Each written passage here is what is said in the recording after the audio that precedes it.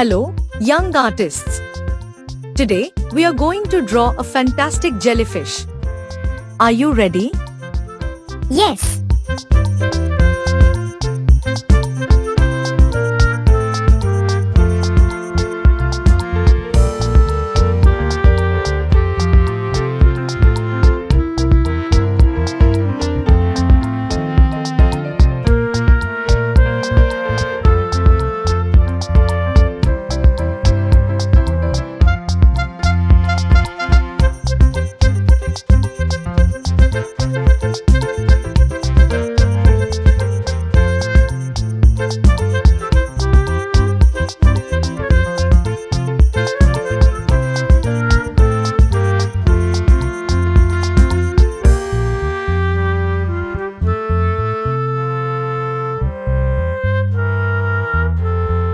You can add more details, like for texture or shading if you'd like, but you've got the basic Python drawing down. Thank you, teacher.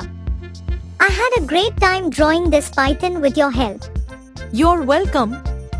Keep practicing, and you'll get even better at drawing Python and other animals. Drawing is all about practice and patience.